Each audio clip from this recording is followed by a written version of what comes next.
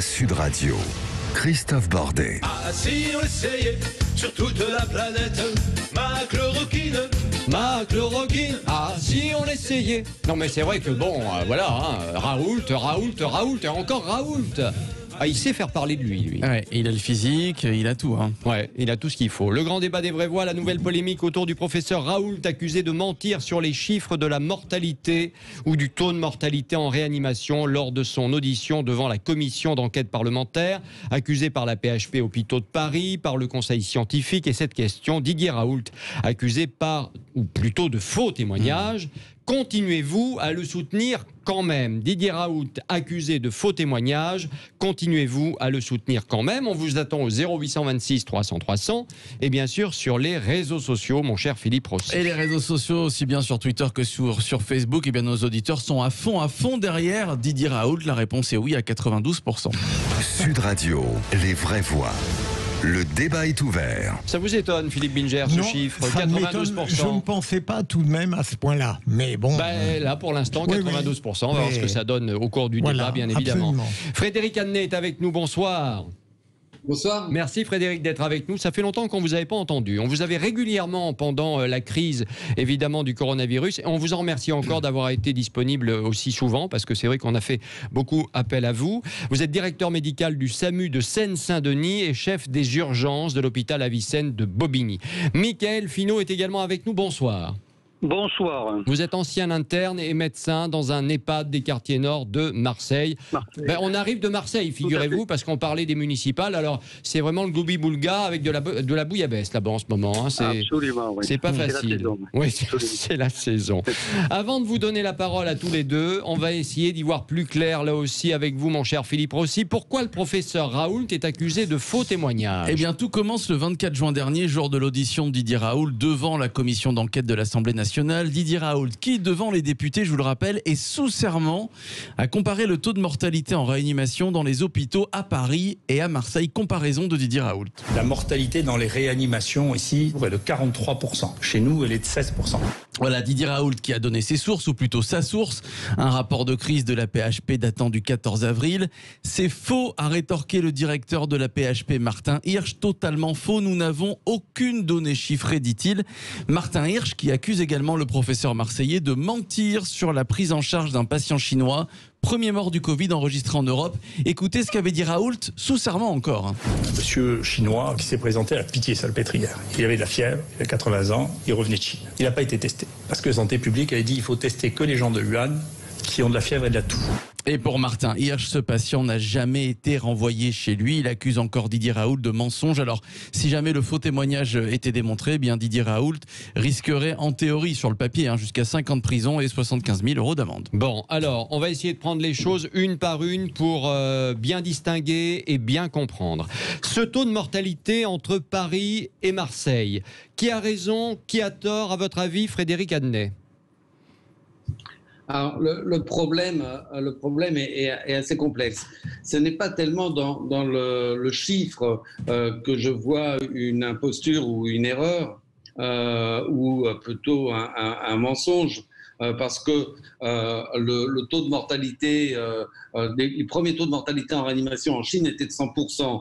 On a fait beaucoup de progrès. Il faut distinguer les patients qui sont ventilés mécaniquement des patients qui ne sont pas ventilés mécaniquement, mais qui sont aussi en réanimation.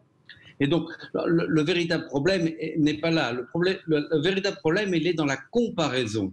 Dans la comparaison entre des patients en réanimation dans les hôpitaux de la PHP et des patients en réanimation à Marseille.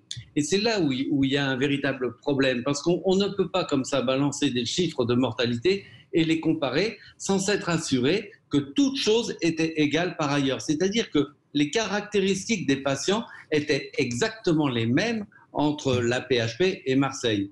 Et je vous rappelle, c'est une anecdote ou un petit coup, mais je vous rappelle qu'au début à la PHP, une grande partie des patients en réanimation étaient sous hydroxychloroquine et l'antibiotique, l'azithromycine, parce que ça faisait partie des protocoles compassionnels et c'était permis de les utiliser, c'était largement utilisé en réanimation. Donc en plus de ça, ils avaient le traitement prôné par M. Raoult. Oui, parce que justement, j'ai cru comprendre et entendre, je vais vous donner la parole, hein, Michael Finot, dans un instant, mais j'ai cru comprendre que Raoult mettait en cause le fait aussi que chez lui, on avait utilisé justement l'hydroxychloroquine, alors qu'à Paris, on ne l'avait pas utilisé. Et vous dites le contraire. Non, au début de l'épidémie, l'hydroxychloroquine, et je l'ai dit probablement avant antenne, l'hydroxychloroquine constituait un véritable espoir. Et donc, et c'était une molécule qui était intéressante in vitro, donc, comme d'autres. Hein. Et donc, on l'utilisait de manière empirique, compassionnelle, et c'était largement utilisé dans les réanimations de la PHP. Donc, de toute manière, vous voyez, le problème, il vient de la comparaison, parce qu'il faut bien savoir qu'on ne peut pas comparer des choux et des carottes.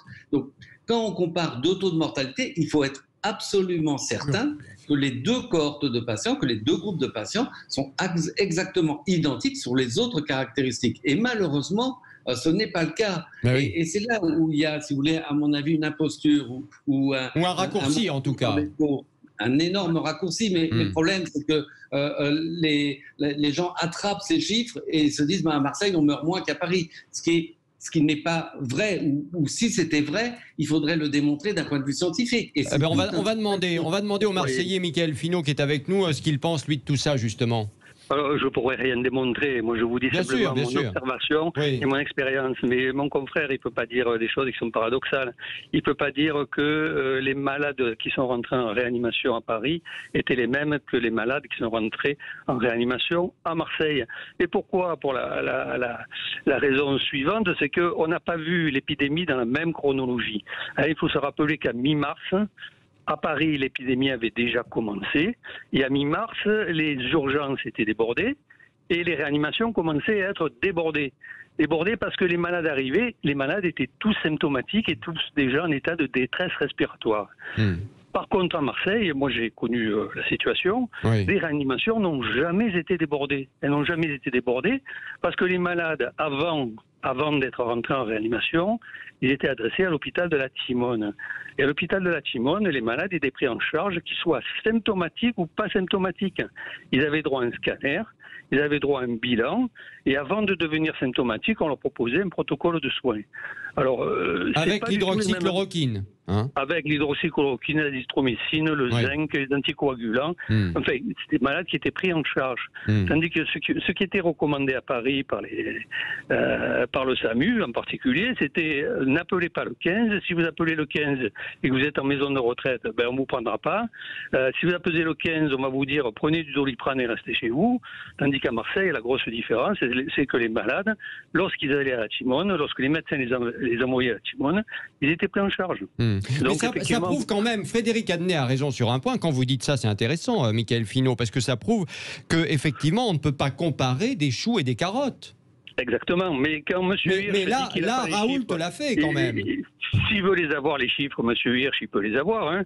Ça serait anormal que les réanimations de Paris, les réanimations de Marseille ne puissent pas lui fournir des chiffres. S'il veut les chiffres, il peut les avoir, il peut les comparer. Didier Raoult, il a fait un cours de médecine lors de son audience parlementaire. Il a fait un cours de médecine, simplement. Il a dit, j'observe qu'il y a beaucoup plus de malades jeunes, moins de 65 ans, qui sont morts en réanimation, dans les réanimations de Paris, que ce qu'il y en a dans la réanimation de Marseille. Il a posé la question, c'est une question qu'il a posée. Il n'a pas répondu à la question, il a posé la question. Frédéric Adnet, moi j'aimerais comprendre une chose, et puis on va partir en pub et on continuera le débat évidemment, mais Frédéric Adnet, moi je ne comprends pas effectivement pourquoi on n'a pas aujourd'hui les chiffres dont parle Martin Hirsch, le patron de la PHP. Il dit on les a pas, etc. Enfin pardon, mais on est au mois de juillet, comment se fait-il qu'on n'ait pas ces chiffres de taux de réanimation? Si, je pense qu'on les a, parce qu'on avait un suivi quotidien de toutes lui aussi, il ment. Réanimations. Donc on les a, ces chiffres, il les a pas donnés, il n'a pas dit qu'il ne voulait pas les donner, mais il ne les a pas donnés, mais on les a, ces chiffres. Mais encore une fois, et c'est tout le problème, quel que soit le chiffre qu'on va vous annoncer, qu'il soit à Paris ou à Marseille, si on veut comparer ces deux chiffres. On est dans deux situations différentes. Que ces deux populations sont comparables. Et c'est malheureusement le problème de l'hydroxychloroquine. Actuellement, les études qui nous ont été présentées comparaient des groupes qui n'étaient pas comparables. C'est pour ça que nous n'avons toujours pas la réponse en ce qui concerne l'hydroxychloroquine. Quand on dit des groupes qui ne sont pas comparables, il faut expliquer rapidement parce que c'est important quand même. Par exemple, il suffirait que les patients hospitalisés à Marseille soient plus jeunes ou soient moins graves sur tel et tel critère, ou il y ait un pourcentage de patients moins ventilés mécaniquement, parce qu'on sait que le pronostic, il est très lié au fait qu'ils soient ventilés mécaniquement.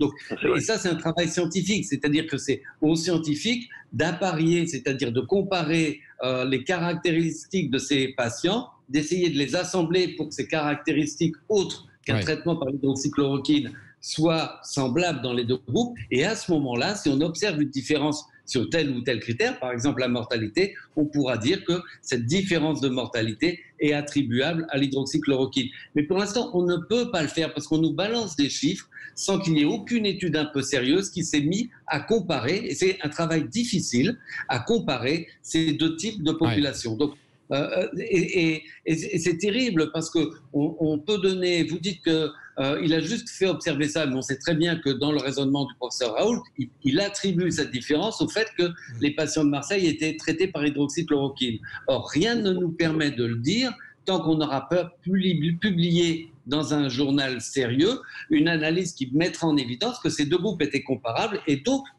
qu'on peut comparer ces deux pourcentages. Allez, on va poursuivre le grand débat des vraies voix dans un instant. Les vraies voix.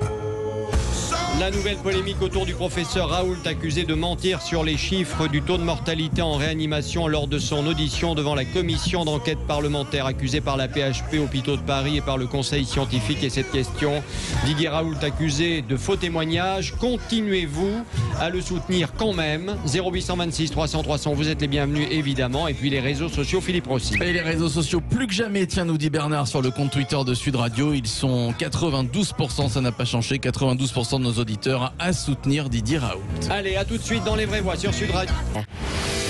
Les vraies voix Sud Radio. Christophe Bordet. Monsieur Raoult, on t'aime, même si t'es pas très beau. Ça vous plaît bien cette petite musique, hein, Pablo, hein? Ouais. Vous voyez, vous dandinez là. À Marseille, il serait présenté, il n'y aurait pas eu les problèmes qu'il y a aujourd'hui. Hein. Il aurait eu 100%. Oui, là, c'est clair. Au municipal, ça aurait été parfait. En 2022. Hein, peut-être qu'en 2022, il sera président. Et puis en politique, les mensonges, c'est non seulement permis, mais c'est obligatoire. Absolument, oui, exactement. Vous avez bien raison. Le grand débat des vraies voix avec Caroline Grima, Philippe Binger, Pablo Pio-Vivien et Philippe Rossi. La nouvelle polémique autour du professeur Raoult, accusé de mentir sur les chiffres du taux de mortalité en réanimation lors de son audition devant la commission d'enquête parlementaire, accusée par la PHP Hôpitaux de Paris et par le conseil scientifique. Et cette question, Didier Raoult accusé de faux témoignages, continuez-vous de le soutenir? 0826 300 300 et les réseaux sociaux, Philippe Rossi. Et les réseaux sociaux, c'est toujours un grand oui à 92%. Tiens, des commentaires de nos auditeurs sur le compte Facebook de Sud Radio. Jean qui nous dit ce n'est pas parce que la vérité dérange qu'il faut dire que c'est un mensonge. Et puis Drira qui nous dit non, il ne ment pas, Didier Raoult, il soigne et il sauve des vies. Il est sympa, Jean. Redites ce qu'il a dit. Ce n'est pas parce que la vérité dérange qu'il faut dire que c'est un mensonge. Ah, c'est pas mal. C'est pas mal. Vous avez 2 heures. Mais c'est très bon. Bon, Frédéric Adnet, directeur médical du SAMU de Seine-Saint-Denis et chef des urgences de l'hôpital Avicenne, est toujours avec nous à Bobigny. Et puis Michael Finot, ancien interne et médecin dans un EHPAD des quartiers nord de Marseille. Je vais demander un peu l'avis des des vraies voix parce qu'on vous a pas trop entendu jusqu'à présent. Tiens, on commence avec Philippe Binger au hasard. Alors, quel est votre sentiment après cette nouvelle polémique? Alors, mon sentiment, et j'espère que j'aurai le point de vue de nos amis là-bas, c'est... Alors là-bas, c'est à Bobigny et à Marseille. À Bobigny et à Marseille. Ouais. Il est clair que le professeur Raoult n'est pas étranger à une conception très narcissique de lui-même. Premier point. Ouais. Deuxième point, il a parfois, me semble-t-il, dit des choses justes et eu des intuitions lucides. Et Et au fond, ce qui se passe là, c'est on lui renvoie le boomerang de ces dénonciations parfois un peu brutales contre, pour aller vite, la médecine officielle. Mais je me demande si en définitive, ce qu'on prétend faire contre lui maintenant n'est pas de trop et que ça n'est pas de le servir. Donner de l'importance alors qu'il faudrait peut-être arrêter de lui donner du lustre, même par les attaques qu'on prétend formuler contre lui. Caroline Grima, est-ce que y a une envie quand même de casser Raoult, quoi? Oh bah depuis le début, oui, je crois qu'il y a une dissidence d'un côté et puis il a la tête qui dépasse un peu trop du rang et il a les grosses têtes aussi un peu. Oui, alors bon, effectivement, je trouve que la forme nuit de plus en plus au fond et que c'est regrettable parce que par ailleurs, pour l'avoir écouté en grande partie à son intervention devant la commission parlementaire, c'est dommage que ça se résume à cette polémique sur les chiffres. Parce que je trouve que son intervention a tout de même été intéressante sur la manière si particulière dont il a prôné la gestion de la crise, notamment par la mise en place de ces tests systématiques qui ont grandement manqué, à mon sens, ailleurs. Et c'est peut-être là que la différence se fait, effectivement. Et ça, c'était intéressant de l'entendre intervenir sur ce sujet-là. Et je trouve que c'est un peu dommage. Test qu'il a fait à Marseille. Hein, absolument, Marseille, oui. absolument. Et c'est un peu dommage de limiter à cette polémique et à ces chiffres dont on dispose. Exactement. Alors moi je trouve ça assez étonnant parce que finalement Didier Raoult, il s'était fait le chantre de l'intuition en fait en médecine. C'était un peu cette vieille médecine mandarinale qui revenait, voilà, et qui mettait l'intuition versus la médecine par ce qu'on appelle les preuves, voilà, la science pure. Et il avait dit notamment, moi je me souviens sur l'étude du Lancet, il avait dit ah oui mais de toute façon c'est une étude foireuse, et il avait torpillé le big data, c'est-à-dire les gens qui analysent des données. Or là précisément, qu'est-ce qu'il fait? Il utilise ces données. Il utilise ces données pour dire 42% versus 16%. Donc je trouve que c'est un peu le serpent qui se mord la queue, quoi. C'est-à-dire qu'au bout d'un moment, s'il considère que le big data, on peut pas faire de la médecine en utilisant des datas, qu'est-ce qu'il fait? Pourquoi après il l'utilise dans son argumentaire? Ouais, Mickaël Finot. Non, les big data, c'est pas ça. Un taux de mortalité dans une réanimation, c'est pas un big data. C'est une observation. C'est une observation. C'est une donnée, si je puis me permettre. C'est une donnée, voilà, mais c'est une donnée qui est assez binaire. Hein. Oui. J'ai 100 malades qui rentrent dans ma réanimation, de telle date à telle date. Je compte ceux qui sont vivants, ceux qui sortent morts, et j'en fais un taux. C'est quelque chose, c'est la base des bases pour évaluer l'activité des réanimations et pour savoir si elles sont pertinentes. Parce que si vous n'avez pas beaucoup de morts dans une réanimation, ça veut dire que vous n'avez pas pris les bons malades pour les réanimer. Hein. En global, en France, il faut en gros que le taux de mortalité dans la réanimation soit autour de 18%. C'est une constante. Ça veut dire qu'on met les bons malades dans les bons lits, on les traite de la meilleure méthode qui soit. Mais ça, c'est pas de la big data. Hein. Alors moi, je veux revenir sur l'avis du magistrat, parce que je rejoins totalement l'avis du magistrat. C'est vrai qu'on en fait un peu trop sur Didier Raoult, Philippe Bilger, que je remercie effectivement de sa réflexion. Et je trouve que moi, j'ai 65 ans et j'ai préparé le concours d'internat des hôpitaux avec un certain Didier Raoult. Didier Raoult était jeune interne comme moi, enfin il était jeune externe, il préparait le concours d'internat avec moi. Il a eu une année avant moi parce qu'il était plus brillant. Moi, il m'a fallu 2 ans pour avoir le concours. Je l'ai eu et après je l'ai suivi et j'ai été chef de clinique dans un service de maladies infectieuses à Marseille. J'ai aussi fait une partie de mon internat à Paris. Donc je connais un peu le fonctionnement des hôpitaux. Or, je connais sa personnalité qui est particulière, effectivement, qui est difficile à définir complètement. Mais pour ne plus parler de Didier Raoult, maintenant, moi, je me suis retourné vers les personnes avec qui il travaille. Et notamment ceux qui ont été mes co-internes, des professeurs de maladies infectieuses qui travaillent à la Timone. Le Philippe Brouki, enfin tous les Mathieu Millon, enfin tous les médecins. Et si on travaille avec eux, qui n'ont pas du tout la même personnalité que Didier Raoult, on s'aperçoit qu'on peut avoir un dialogue tout à fait serein. Et je suis persuadé que ce qu'il faudrait faire, c'est mettre en face tous ces médecins qui ont donné leur expérience à Marseille et les mettre en face des médecins parisiens dans les hôpitaux parisiens et ne plus cesser de faire des polémiques avec les médias, avec ci, avec là. Il faut mettre en face les médecins, que chaque médecin donne ses observations, vous voyez, et sortir effectivement du problème. Pour sortir de ce problème de polémique, oui, absolument. Voilà. Frédéric Annet, il y a aussi l'affaire du patient chinois. Raoult dit que c'était pas le premier patient, qu'il n'a pas été testé et renvoyé chez lui. Faux rétorque la PHP. Bah ça, écoutez, il faudra demander à Martin Hirsch. Moi, je travaille à l'hôpital Avicenne de la PHP, mais je ne connais pas ce patient chinois.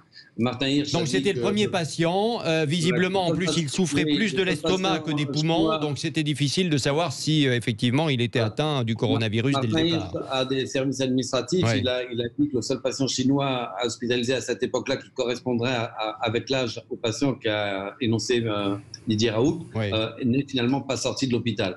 Mais ça, je ne le connais pas et je ne pourrais pas du tout. Sorti ou pas sorti, la question qui se pose, c'est pourquoi il n'a pas été testé. Pourquoi on n'y a pas fait un test RT-PCR quand il est rentré avec des symptômes compatibles avec le Covid et qui venait de Chine? Je ne peux pas répondre à cette réponse. C'est cette question qui est préoccupante. Pas mon hôpital. Oui, d'accord.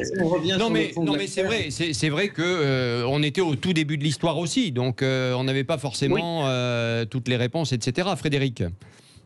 Oui, tout à fait. Mais encore une fois, sur un patient, vous voyez, c'est un peu le défaut de toute cette affaire-là, c'est qu'on va commencer à parler d'un patient pour lequel il y a une histoire particulière. Apparemment, ce patient, d'après Martin Hirsch, ne correspond pas au patient qu'a décrit Monsieur Raoult. Bon, et puis l'affaire s'arrête là. Oui, d'accord. Alors sur le fond de l'affaire, allons-y. Non, mais je rejoins sur les commentaires que vous avez faits et que je trouve très pertinents. Et c'est ça le fond du problème. Il faut arrêter d'opposer, et c'est complètement ridicule, Paris et Marseille. On se croirait en PSG. C'est complètement ridicule. Le virus, c'est un problème de santé nationale, c'est un vrai problème. Et nous, moi, l'hydroxychloroquine, si vous voulez, pour moi, ça constitue un véritable espoir. Parce que je connaissais un petit peu, et je connais bien cette molécule, je connaissais son action antivirale. On a été déçus sur un essai sur Zika qui n'avait pas marché avec l'hydroxychloroquine.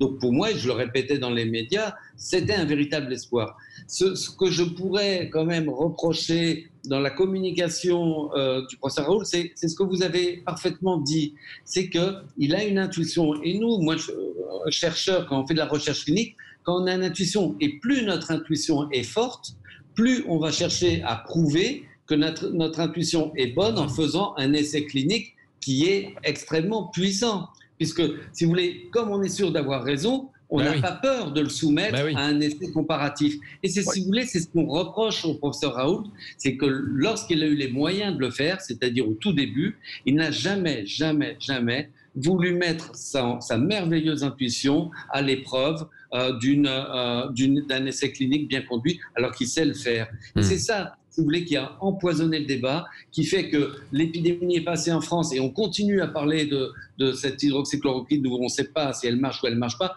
Il semblerait vraiment qu'elle ne soit pas efficace. Mais on n'a pas une réponse définitive. Et si vous voulez, en tant que chercheur, clinicien et en tant que médecin, parce que le professeur Raoult dit toujours que lui, il s'occupe des malades, mais moi aussi, je m'occupe des malades et je vois des malades et je vous parle ici de ma... Alors, on ne vous entend plus. Est-ce qu'il est encore là? Bon, on ne vous entend plus, Frédéric. On va essayer de vous retrouver dans quelques secondes. Moi, je voulais en profiter pour aller... Alors, attendez. Est-ce que vous m'entendez, Frédéric Annet? Une fois, deux fois, trois fois, vous ne m'entendez pas, c'est pas très grave. Mickaël Finot, qui est toujours avec nous, je voulais aller un petit peu plus loin quand même sur une chose très simple maintenant, parce que bon, voilà, on a cette polémique, très bien, etc. Mais on a envie de savoir où on en est aujourd'hui. Parce que aujourd'hui, on se pose évidemment beaucoup de questions sur ce coronavirus. C'est quand même l'épée de Damoclès qui est toujours au-dessus de nos têtes. On découvre des clusters, c'est-à-dire des foyers régulièrement. Je ne sais pas si vous avez une boule de cristal, mais est-ce qu'on peut se dire qu'on va quand même passer des vacances d'été pour ceux qui ont la chance de partir, parce que malheureusement beaucoup de Français n'ont pas cette chance. Est-ce qu'on peut espérer que la situation va rester calme en France? Parce que quand on voit ce qui se passe aux États-Unis, par exemple, c'est dramatique. Quel est votre sentiment, vous, Écoutez, moi je suis pas devin non plus. Hein. Moi je suis un peu comme tout le monde, mais j'observe. J'observe les choses.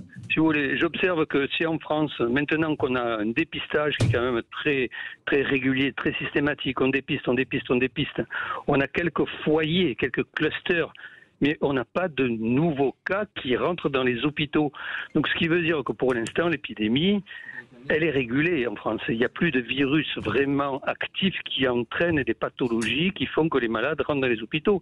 Tous les jours, on voit que le nombre de malades en réanimation diminue. Ça veut dire que si on a été contaminé il y a 15 jours, on n'a pas fait une forme grave. Donc soit parce qu'on est jeune et qu'on n'a pas de raison de faire de forme grave, soit parce qu'on a été pris en charge. Oui, il y a eu quelques petits coupures. Voilà. Au jour d'aujourd'hui, ce qu'on peut voir, c'est en France, tout du moins en France, l'épidémie est régulée. Après, est-ce qu'il y aura d'autres épidémies à l'occasion des modifications saisonnières, comme ça peut se voir pour toutes les maladies respiratoires saisonnières Oui, enfin, saisonnière, on nous avait dit plus il fait chaud et moins il y a de risques. Et puis finalement, on s'aperçoit qu'au Brésil, c'est une catastrophe alors qu'il fait très chaud. Aux États-Unis, il fait chaud aussi. Aux États-unis, il fait très chaud aussi. Bon, saisonnière. Le Brésil est en hémisphère sud. Et puis c'est le début de l'épidémie au Brésil. Donc, oui, c'est vrai. Frédéric Adnet, de retour ou pas? Parce que j'aimerais savoir si vous êtes là. Frédéric, voilà, on vous entendait plus, je suis désolé. Frédéric Adnet, selon vous, est-ce que la situation est sous contrôle et est-ce que ça va durer surtout? Écoutez, moi non plus, j'ai pas de boule de cristal. Par contre, on a des marqueurs très sérieux qui sont prédictifs de l'arrivée d'un rebond de l'épidémie ou d'une deuxième vague. Et ces indicateurs au niveau de la région parisienne, actuellement, sont tous au vert, dans l'Est aussi. C'est-à-dire qu'on a défini, parce qu'on a pu voir avec certains marqueurs, comme le nombre d'appels au SAMU, le nombre de visites des médecins généralistes chez les patients, on a pu voir qu'une modification de ces paramètres pouvait prédire l'arrivée de l'épidémie 8 jours, 15 jours après.